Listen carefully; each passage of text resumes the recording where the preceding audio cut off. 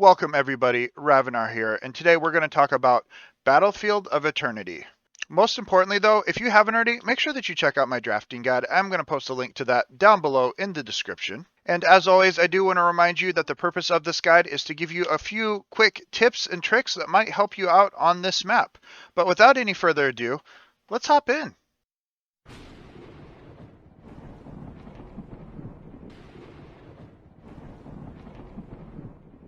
Before we start, like always, I do want to remind you that I do stream on Twitch, and I'm going to post a link down below in the description.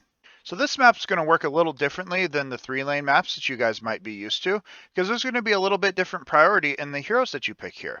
So let's go ahead and hop into the tier list and teach you guys some stuff. So the tier list for BOE is going to be very much focused on race heroes, characters that can do a lot of damage to the Immortal. So characters like Vala, Greymane, Raynor, even Artanis are going to have a lot higher priority on this map, where heroes like Abathur won't because it's a 2-lane map. Same thing with Viking, same thing with Butcher. All these are bad on 2-lane maps. And then characters like Genji, for example, because there will be a lot of fighting, and a character like Cho'Gall could see a little bit more play because it is a smaller map, as well as siege characters like Sergeant Hammer. So all of these up here are going to be a lot better at close quarters fighting, maybe like a KT. So you're going to see a lot more priority in heroes like that. Welcome back. So one thing you are noticing is race heroes are going to be very important here. But most importantly, you got to make sure that your race heroes have their talents that help them race. So if you have something like Vala, you're going to want to go Hungering Arrow at level 7. And if you go Artanis, you got to make sure that you're going Amateur Opponent at level 1. And every one of these heroes that is considered a race hero has a specific talent that helps them be that race hero. It's not enough just to pick the hero. If you pick Raynor, you need to go Exterminator, or it's not really going to be that race hero you want it to be. So make sure when you are drafting these race heroes that you are picking the appropriate talents to go along with them. Another thing to keep in mind when you're building a comp is there are two different kinds of comps that you can build.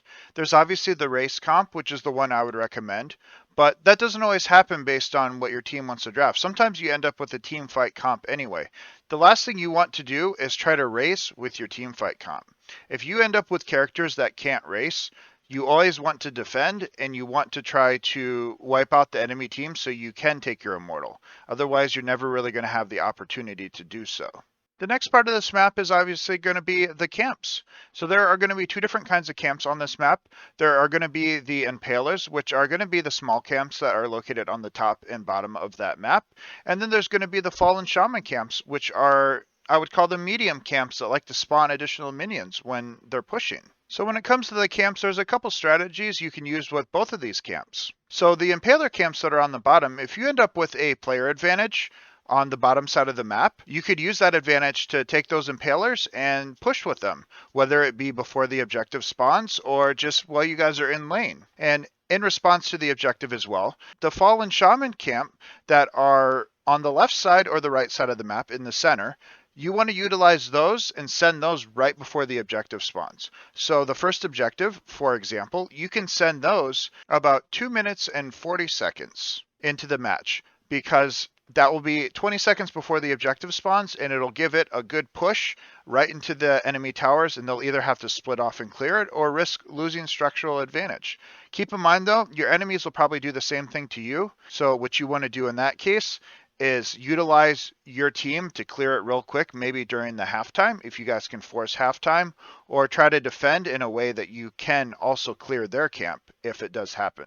Alright, that's going to be it for my BOE guide today.